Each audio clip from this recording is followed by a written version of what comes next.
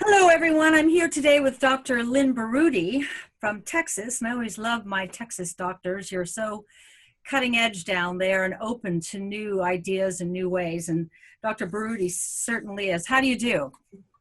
Good. So I'm looking over your information here, and it's everything that people who have read my books and people who write to me on Facebook are looking for. You're in Colby, Southlake, Texas. Uh-huh. What major city is nearest to you just for? So I'm in the Dallas-Fort Worth area. Okay. I'm about Okay. 15 minutes west of the Dallas-Fort Worth area. Okay. All right. So The airport. all right. That helps people who are in your area to know if this is an all-day drive or just a few minutes. They call it the mid-cities because I'm kind of in between Dallas and Fort Worth, so it makes it convenient. Okay. So what made you get into this arena? Because this is certainly not what you studied in medical school. Well, I had practiced internal medicine for about 23 years and got tired of doing the 10-minute appointments where the patient comes in and you rush them in and out, hand them a couple of prescriptions, and that was it. You couldn't really connect with the patient. So I decided to go back to get training in functional medicine to learn more root cause medicine. And during that journey, I also started learning about hormones and cortisol imbalances and how this all impacts the health. So I decided to get into a practice where I could spend an hour with a patient. If I need to spend an hour and a half, I could spend that much time with the patient. So that's how it got really started. And then from there, I just left traditional medicine cold turkey and started over. I think at this stage of life, and I imagine that the bulk of your patients are either midlife or approaching midlife, where everything changes and nobody understands what's happening to their bodies. I think being able to have this kind of time with the doctor is so crucial. How do you assess a body, in a few minutes that is in decline in so many arenas? When you first, is it predominantly women who come in, or are you treating? I have about 30% male patients. Okay.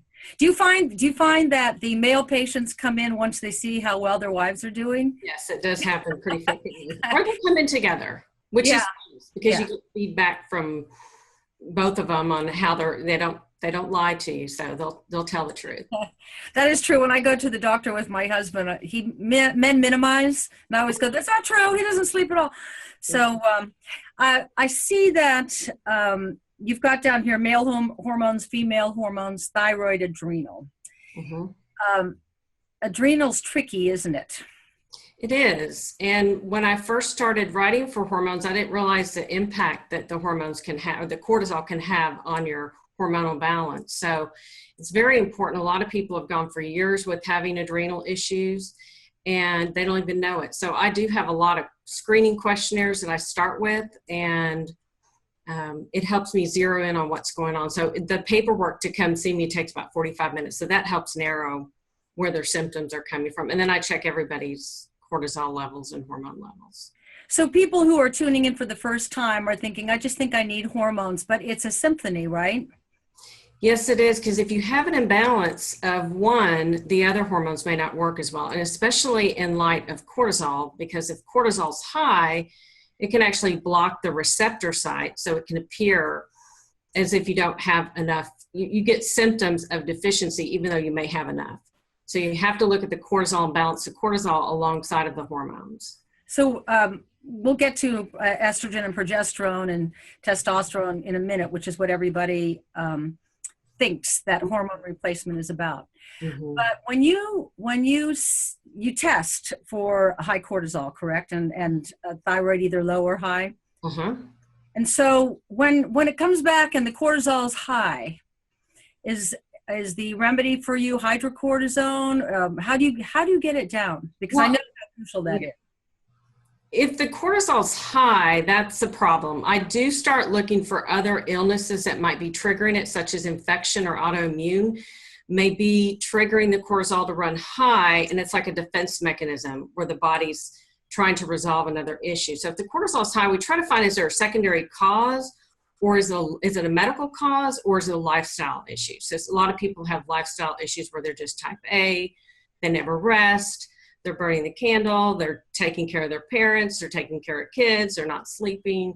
And so the cortisol being high, we first have to find out why and try to start looking at lifestyle. And would an indicator be to you if this patient comes in and says, I don't know, I can't sleep? That could be. I mean, it very well could be. And when they come in, I have a 50 question survey that they take on their sleep. So it does help me narrow in. And of course, then I test and I'll test cortisol. So the cortisol can rise at night, which can cause them to have trouble sleeping because it's supposed to be at the lowest point at night. So we can direct treatment, not only on lifestyle, but with some herbal therapies, vitamins, minerals, adaptogenic herbs, ashwagandha, rhodiola, things like that. For those of you who are listening to Dr. Berutti, you might have just noticed that she did not mention sleeping pills as a remedy, that she's first trying all natural supplements to get the cortisol down. Is it true that chronic high cortisol leads to heart attack? For sure, and stroke. It's true. And diabetes. So it's not just an issue of, okay, the cortisol's high, let's get it low. It can have long-term ramifications.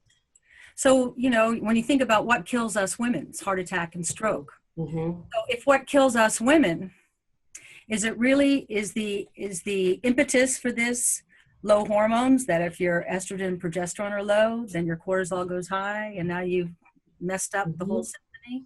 It can be. I end up looking at everything. So we end up balancing all the hormones. So if somebody has a sleep issue, it may just not be just a cortisol issue. Sometimes there's some lifestyle things we have to work on, but we look at the cortisol, but then we also will balance the hormones. And in balancing the hormones, sometimes it will also help with the sleep, especially if they have low progesterone, low estrogen. Let's talk about progesterone and estrogen and testosterone. Those are they call them minor hormones. I don't know why, because when you're low, there's nothing minor about it. Mm-hmm. But when a patient comes in, do they already know what's wrong? Is that how they found you? I think they have a lot of people have read your books, so that helps a lot. If they've Googled on the internet or read some books, they say, hey, I have all the symptoms. Maybe they don't have their cycle anymore. That might be a sure sign.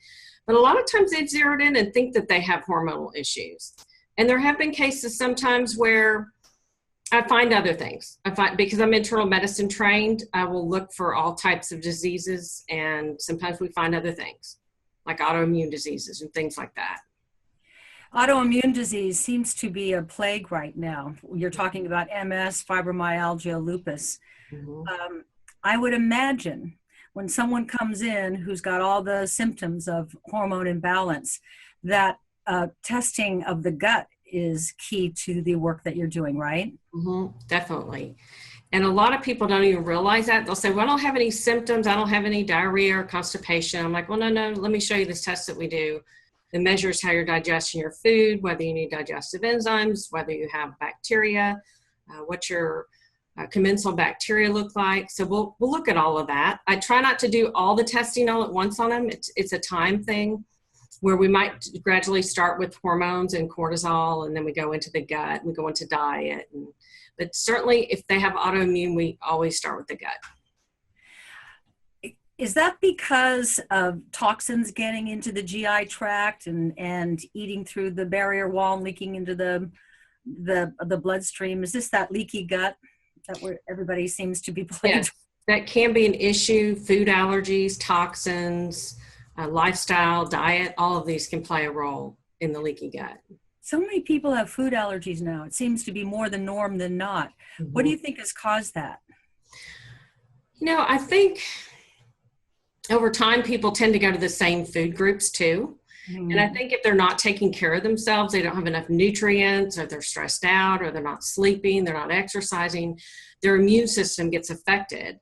And I think sometimes there's some signals that go on where your immune system suddenly recognizes things as foreign. And then people can develop an allergy. But it seems like when I was a kid, mm-hmm. I never heard the word lupus. I never heard the word fibromyalgia. Hormones were something that women they seemed to die before they needed them. What has changed? Well, I think there's been a lot of research and a lot of women stepping forward and trying to get their questions answered. And I think there's been a lot more safety coming out about hormones. Initially, there was a whole scare of the synthetics. And of course, I don't write for any synthetic hormones, I only write for the bioidenticals. But I think women are starting to demand answers. So I think that's part of what's going on. Well, people are starting to realize it through education, through the internet. Yes, and then finding the right doctor, such as yourself, has been an impediment to wellness, because so many of my girlfriends who are of baby boomer age, the 6th, 7th, and 8th decades of life, so believe in that doctor that they've been going to since forever. Yes. And they end up on I call the allopathic cocktail. Is it a re-education when your patients come in to say, let's start eliminating the drugs you're taking and try to balance with natural substances? Definitely. And even just trying to get patients to see that there are other options. Some patients don't even realize that there's other options to, so with high blood pressure, they may just be low on some nutrients. They may have sleep apnea. Just trying to look at what the root cause of what's going on with them. And it's not that I don't write for any prescription drugs. I do, but I try to either use it in conjunction, or if we can eliminate certain drugs, I will work towards that. Yes, I'm exactly like you. I'm not anti-pharmaceutical. When you need them, they're a godsend. But if I can do it without a pharmaceutical, because as I watch my older friends who've been on allopathic only, I'm seeing an alarming trend of a downturn in their health. And one pill leads to the next pill. So I applaud what you're doing, because I know in the standard of care world, it's not a popular direction to have taken. Right. But there are more and more of you, and that is what is so heartening about this.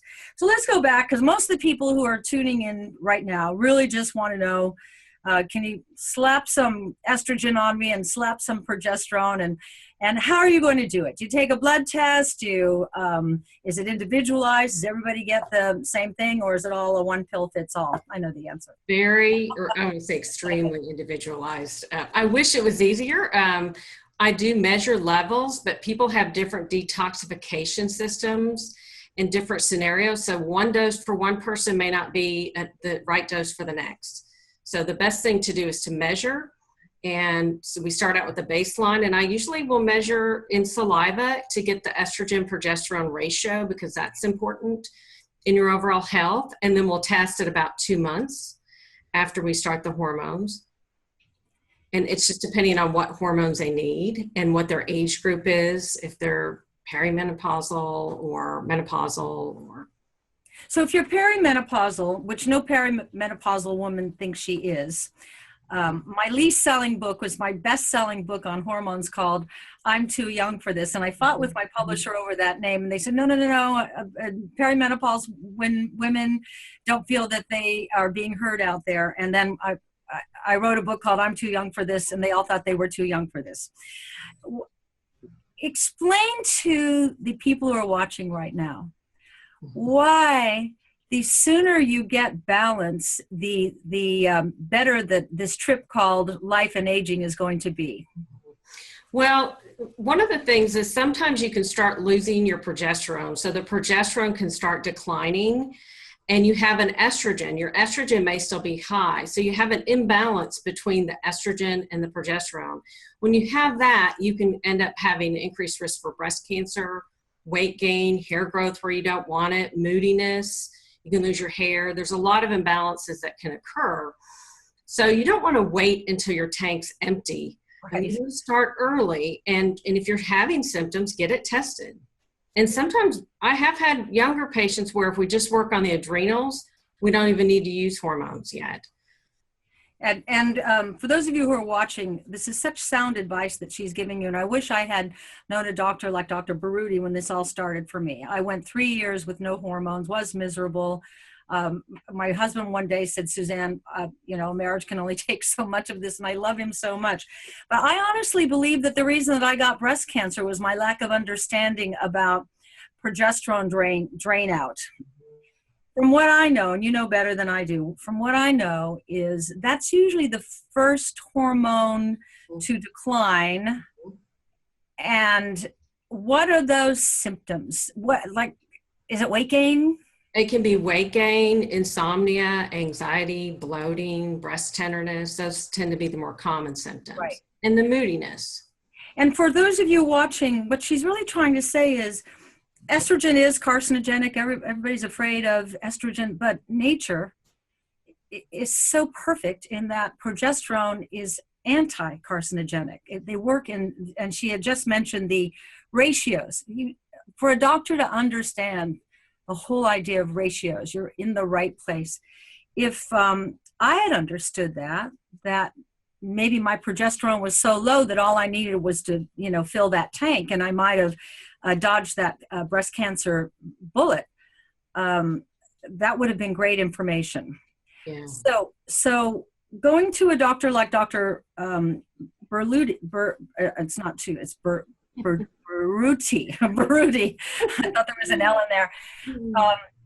Can actually save your life. What hormones give you quality of life, right? For sure, because as you age, you're going to lose your bone strength, you're going to lose your sight, your sex drive, your memory, and all of the hormones can work on those things. So you definitely don't want to lose your memory, and I know a lot of people are concerned about that, but you don't want to fall and break a hip, and you don't want to lose your eyesight. So those are the things that most people, as they get older, have to worry about. And what about sex drive? That seems to go out the window. Sex drive is important because, of course, it can help you as far as your overall mood. It gives you a zest for life, it helps your relationship. That's very important, I think, in the marriage, to keep your marriage together. And a lot of people just come in and don't have any sex drive at all, and they don't know why. And sometimes it is multifactorial. There could be multiple things going on with that, but we look at all of it. So there's something, without an understanding of this passage of life, there's something so unfair about it, because you've done the right thing. We women, we multitask, we raise our children, we have jobs, we have careers, we've run the house, and now we paid for the tuition, we paid for the weddings, and we finally get each other back, and then, you'd rather have a smoothie.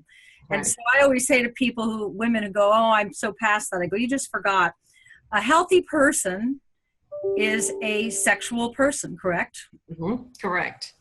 I mean, what's the last thing you feel like doing when you're not healthy and when you don't feel good? You just want to sleep and be left alone. And eat. Right. Correct. And then if your gut is off, then you crave sugar to get that dopamine hit. So it's what she's trying to say, and what I'm trying to convey to you who are watching is, it's the symphony I keep mentioning. It all works together, and it takes time. Like when a patient first comes to you, you're going to get their minor hormones, estrogen, progesterone, testosterone. That's first, right? Okay. Second, now she's come back for her follow-up. What's the next thing you're going to look at next time? We do also look at DHEA and pregnenolone, but yes. The next time they follow up, the first time I look at cortisol as well as all the other sex hormones. And then the next time they follow up, we're going to go through some more questionnaires and see where their symptoms are. We're going to find out whether they do need gut testing. Most of them do. We'll look to see, sometimes we'll do nutrient depletion tests. So I'll do blood tests that will tell us exactly what nutrients they need. Sometimes I do neurotransmitter testing if I feel like if they're still having problems with mood or depression. So it really just depends on what their symptoms are. And I think what you just touched on is pretty important. A lot of people are malabsorbing minerals and nutrients. So what? Why do we care? Well, because pretty much all of your health can be fixed by the right nutrients. Balancing somebody's nutrients is really important, and it's not very expensive.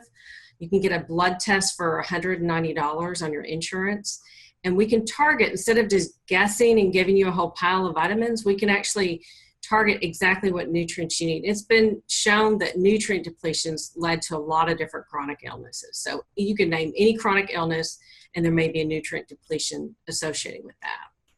So what you're saying is you got to balance the hormones. Then you got to look at the gut, and you got to look at the nutrients. You got to look at minerals. What are the thyroid? The thyroid, either low or high, can be a life ruiner.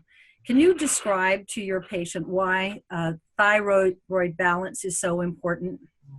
Well, thyroid's important for your heart. It's important for your metabolism. It's important for your brain. It's important for your energy, your hair, your nails. And if you don't have enough thyroid, you can end up being depressed, lethargic, have weight gain, brain fog, sometimes some joint aches. And that's just to name a few things. Right. I have two friends in particular, one a niece and one of my dearest friends, who experienced extreme low thyroid, hypothyroid. And one was hospitalized, and they brought in neurosurgeons and cancer specialists, and they put her in a straitjacket. And I mean, it was really crazy. And what it was, I was down here in Southern California, and I would say, has anyone looked at her thyroid? Because no, it's not thyroid. She's got a neurological issue. That took months for them to finally figure out that it was thyroid. Then another friend of mine went into a depression so severe that she had no will to live, and it turned out to be low thyroid. The mainstream doctors don't have the kind of understanding of the thyroid and the adrenals as those of you who have gone into alternative and integrative medicine. When you look at a patient, you know, I know that as doctors, you are taught that you can assess in the first 5 minutes when they come into your examining room what's wrong. Yeah. What's a key trigger that makes you go, relative to thyroid imbalance? Usually if they've had a lack of motivation, or they've had some significant weight gain, dry skin, constipation, fatigue, those are probably some of the key symptoms. And those are, like, for me, I went through some stress last year and my thyroid took the hit. The hit on my hair was almost immediate. My hair turned into somebody else's hair. So hair and nails are an indicator. Real important. The hair will start to get thin or kind of change the texture. It'll get brittle. Yeah, stringy on the bottom. And what about the eyebrows? Oh yeah, the lateral third of the eyebrow will basically be missing or thinned out quite a bit. So, do you find when you watch television, how to diagnose people? Because as a couch doctor, I sit with my husband, I go, that person should give up gluten, and that person needs thyroid. The outer third of the eyebrows. But I think it's good for people to know if they're looking in the mirror and they're noticing that, I don't have the eyebrows I used to have. Maybe I have a thyroid problem. See, my hair is kind of stringy. It never used to be. Or my nails, if your manicure says your nails are powdery or ridgy or whatever, maybe I have a thyroid problem. I see on your bio here that you do toxic screening. Is that to determine the toxic burden in the individual body? I will do some mineral testing to check for different types of toxins. And then sometimes I'll use some other testing by another company that will zero in on some other different toxins. But I don't do it as initial screening, but I will talk to the patient. If things are pointing that direction, then I will order it. Well, I think for those who are watching that you see that Dr. Berutti is measured in that she's not trying to bombard you when you first come in. She's going to help you in increments, which is when you're hormonally imbalanced, you need to take it nice and easy, as the song says. I also noticed on here that you have, you deal with weight issues and aesthetics. There's so many new wonderful things happening with aesthetics. What else do you offer, just so the patient who might be tuning in right now knows? So I do a test called Pathway Fit, which is a genetic blood test that will help zero in on exactly what diet type is best for your genetics. And it comes along with a guide that gives you a dietary printout of foods, different food groups, and how much percentage you need from whether it be fats or protein, carbohydrates, and then actually prints out a diet for them. And it tells you what type of exercise is best for you, what nutrients you might be depleted in, what types of habits that you have, if you have a snacking gene or you have a craving gene. So it helps us in that regard. And is the snacking gene, I'm curious about this because I don't know this answer, is that because of the gut-brain connection and the... Well, it could, I mean, this particular test just tells you if you have the gene for it. Yeah. But definitely with the gut, you could be missing things, and your gut will actually crave things. Your gut can drive your cravings, basically. So the bacteria in your gut, which is kind of scary, but certain bacteria might crave sugar, right, or crave foods that are high in yeast, and your gut can kind of take over your cravings. Women won't want to hear this because women love their white wine. Oh, yeah. But with the gut issues that most women are dealing with, because when I lecture, I go, how many in this room are bloated? And the whole room laughs. So I know that it's most of them. The sugar in the wine and the yeast in the wine is probably not your best friend for a while anyway. Is there anything else that you would like to say to the people who are watching? This is the fastest half hour I've ever done. Oh, wow. Okay. No, just find a doctor that's functionally medicine trained that can spend the time with you and do your research. I do talk to each patient personally before we schedule. So I will see if they're right for the practice and whether or not I can help them or not. But I just encourage people to keep reading your books and arm yourself with knowledge. And that's probably the best thing.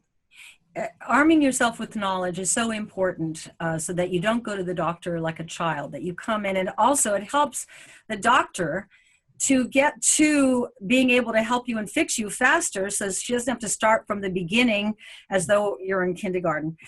If you're in the Dallas-Fort Worth area, if you're anywhere in Texas and you feel like taking a drive to get the right kind of doctor, I highly recommend you see Dr. Lyn, Lyn Berutti, Berutti